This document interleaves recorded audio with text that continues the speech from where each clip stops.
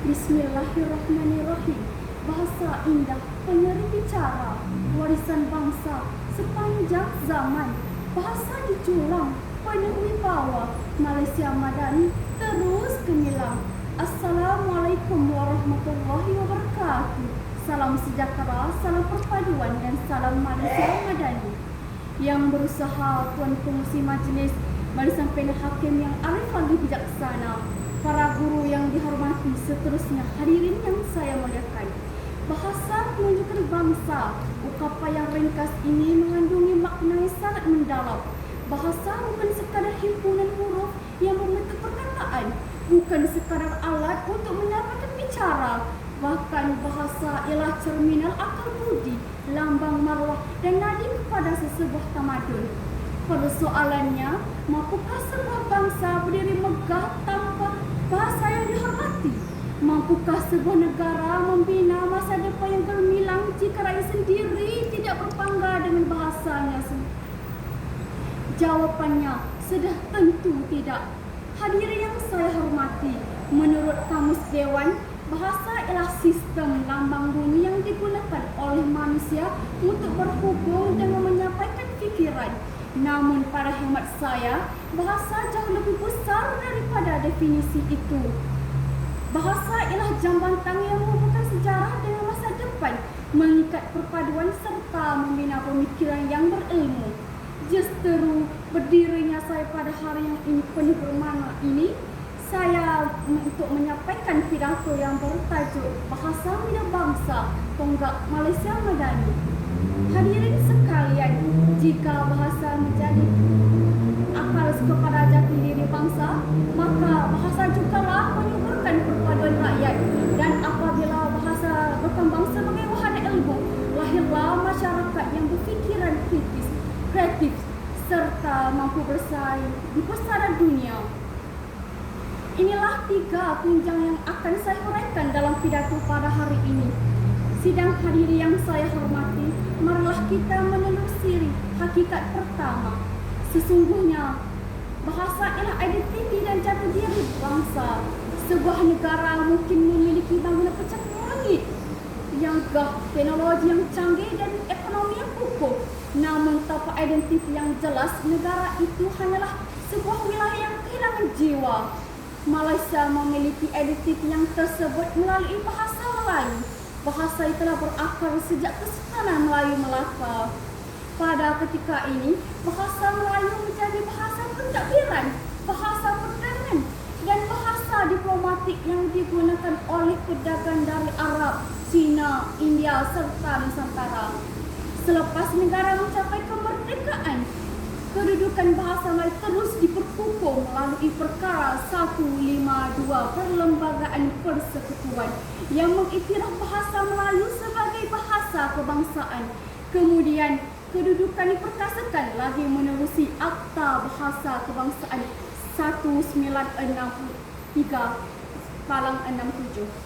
Semua ini membuktikan bahawa bahasa Melayu bukan sekadar alat komunikasi, bahkan lambang kedaulatan negara.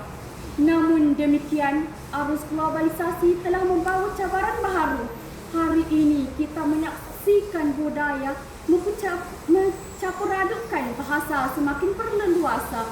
Ada yang menganggap penggunaan bahasa asing lebih moden, lebih bergaya dan lebih berprestij. Persoalannya, jika kita sendiri tidak menghormati bahasa kebangsaan, siapa lagi yang akan mempertahankannya? Menguasai bahasa bukanlah sesuatu kesalahan, bahkan ia amat penting untuk bersaing di pentas antara bangsa.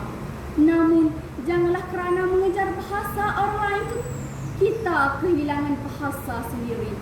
Sesungguhnya, bangsa yang besar ialah bangsa yang menghormati bahasanya sendiri.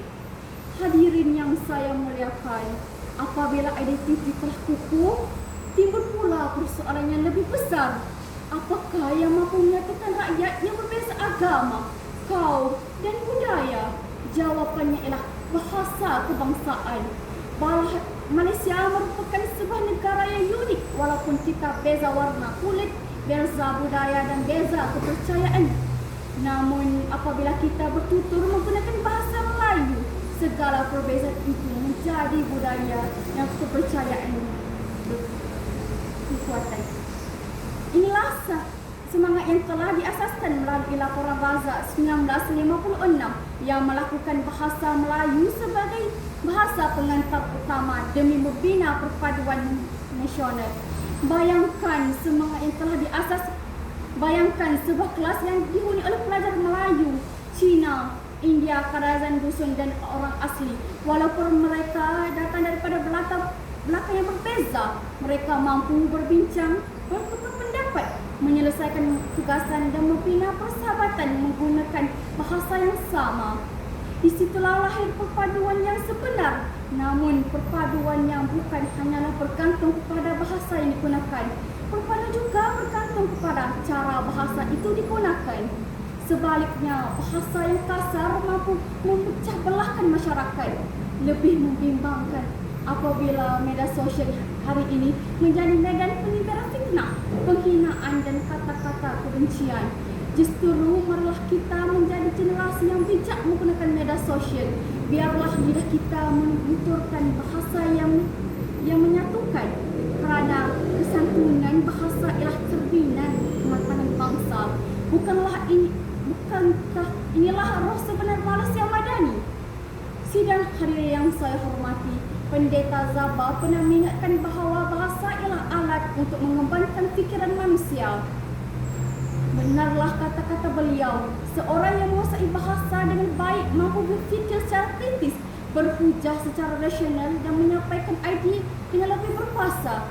Hari ini dunia sedang bergerak pada menuju era revolusi industri 4.0 dan kecerdasan buatan atau AI.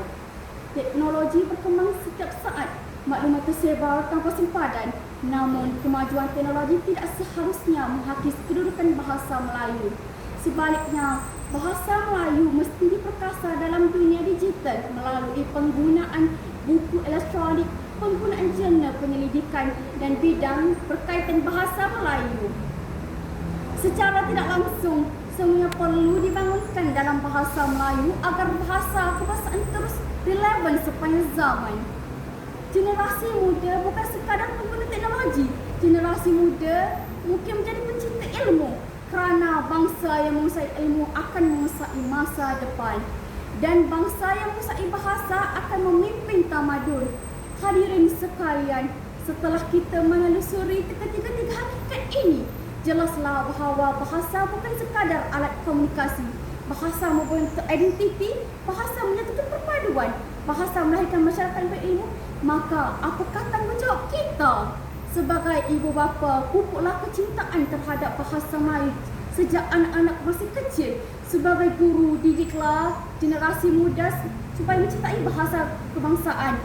Sebagai pelajar, gunalah bahasa Melayu dengan sopan, betul, santun, berhemah.